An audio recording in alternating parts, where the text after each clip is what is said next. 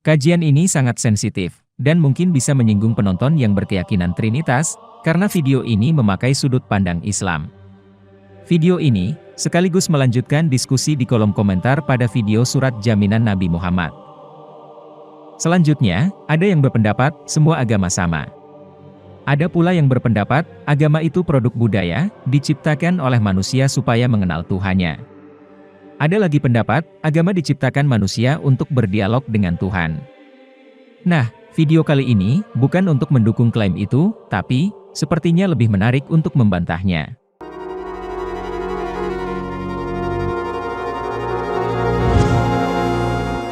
Ada banyak ayat dalam Al-Quran yang mengatakan, karena semua agama buatan Tuhan, maka pada akhirnya, Tuhan sendirilah yang nanti di hari kiamat akan menentukan siapa yang akan selamat, bukan sekarang, dan bukan manusia yang menentukan. Pendapat ini didasarkan atas surat Al-Hajj ayat 17. Sesungguhnya orang-orang yang beriman, orang-orang Yahudi, orang-orang Syobiin, orang-orang Nasrani, orang-orang Majusi, dan orang-orang musyrik, Allah akan memberi keputusan di antara mereka pada hari kiamat. Sesungguhnya Allah menyaksikan segala sesuatu. Ayat ini paralel dengan surat Al-Baqarah ayat 62.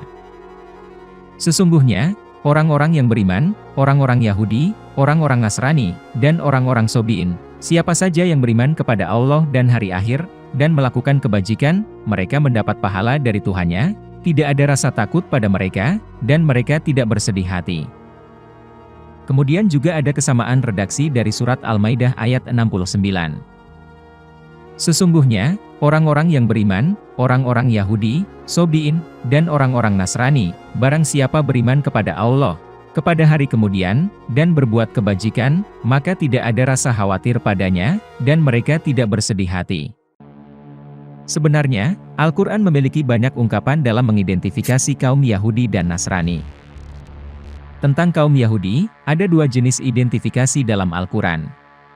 Pertama, kaum Yahudi secara genetik, yaitu semua keturunan Yahuda bin Yakub bin Ishak bin Ibrahim. Di antara mereka ada orang-orang yang baik.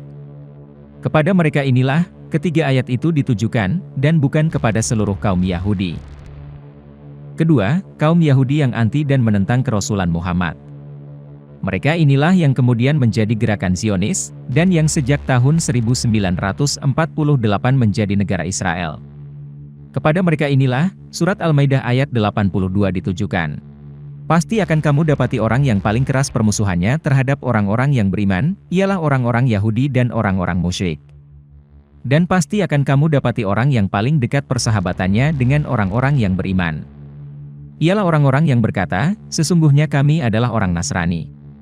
Yang demikian itu, karena di antara mereka terdapat para pendeta dan para rahib, juga karena mereka tidak menyombongkan diri.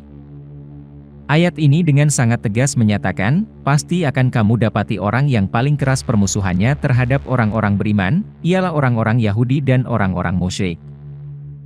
Bagaimana mungkin, kaum yang telah Allah sendiri tegaskan sangat keras permusuhannya terhadap orang-orang beriman, memiliki kesetaraan hak untuk masuk surga?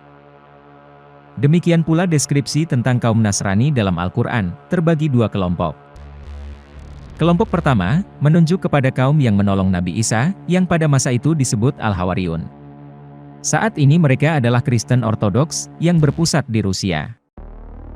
Mereka itulah yang dimaksud Al-Quran dalam surat Al-Maidah ayat 82, dan pasti akan kamu dapati orang-orang yang paling dekat persahabatannya dengan orang-orang yang beriman, ialah orang-orang yang berkata, sesungguhnya kami adalah orang Nasrani.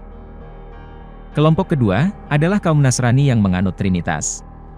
Mereka inilah yang disebutkan dalam surat Al-Maidah ayat 73, sungguh, telah kafir orang-orang yang mengatakan, bahwa Allah adalah salah satu dari yang tiga. Padahal tidak ada Tuhan selain Tuhan yang Esa. Jika mereka tidak berhenti dari apa yang mereka katakan, pasti orang-orang yang kafir di antara mereka akan ditimpa azab yang pedih. Sangat jelas, bahwa Allah sendiri yang telah memutuskan bahwa mereka akan ditimpa azab yang pedih. Selanjutnya, mari kita cari tahu siapa ahli kitab yang banyak sekali disebutkan dalam Al-Quran. Istilah ini ditemukan dalam 9 surat, dan disebut sebanyak 31 kali.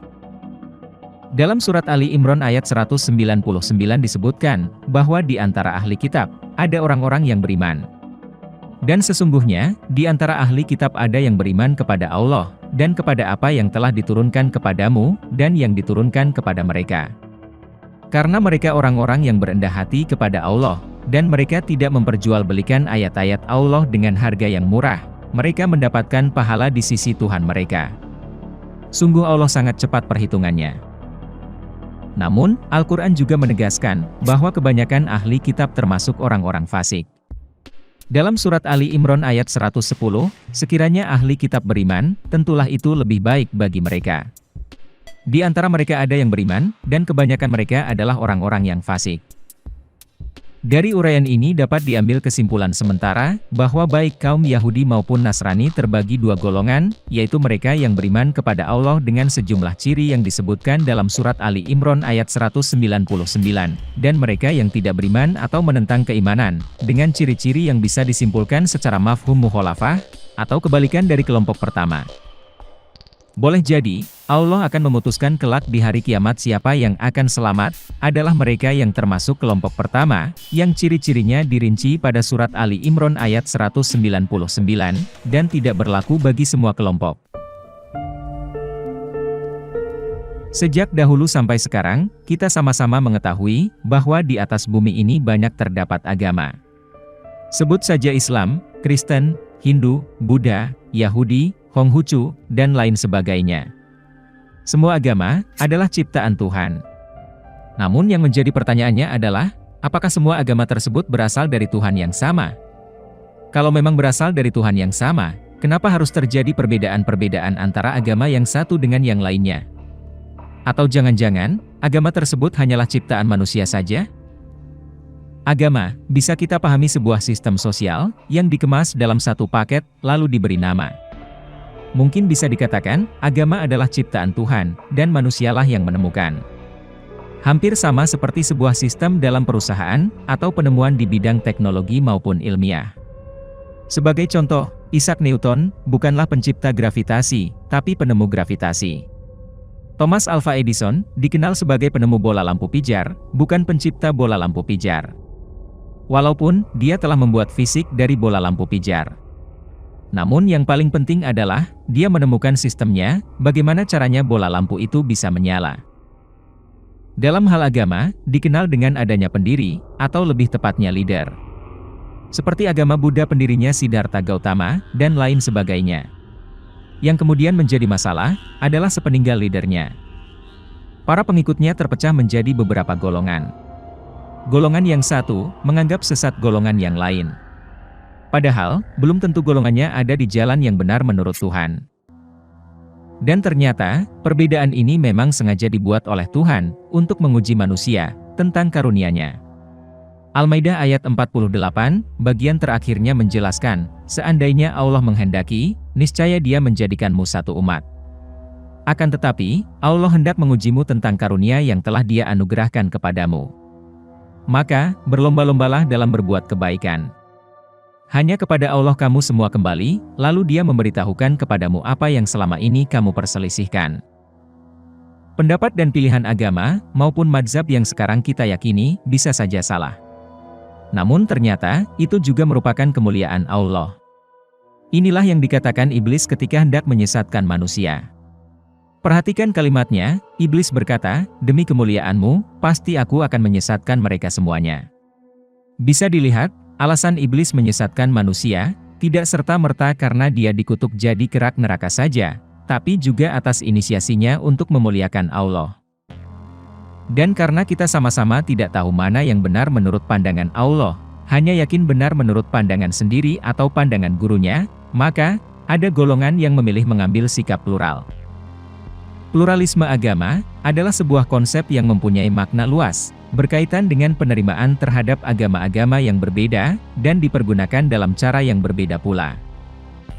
Pluralisme agama, sebagai sinonim bagi pluralisme kebenaran, kadang juga sinonim bagi toleransi beragama, adalah sebuah pandangan dunia yang menyatakan, bahwa agama seseorang, bukanlah sumber satu-satunya yang eksklusif bagi kebenaran. Dan dengan demikian, di dalam agama-agama lain pun dapat ditemukan, setidak-tidaknya, suatu kebenaran dan nilai-nilai yang benar. Namun, anggapan bahwa semua agama adalah sama, akan bertentangan dengan fakta historis maupun fakta empiris hari ini. Bahkan, dua orang Islam yang sama-sama Sunni, memiliki pandangan yang berbeda mendefinisikan agamanya. Kemungkinan, semua agama awalnya sama. Namun kemudian, manusia sendirilah yang membuatnya berbeda.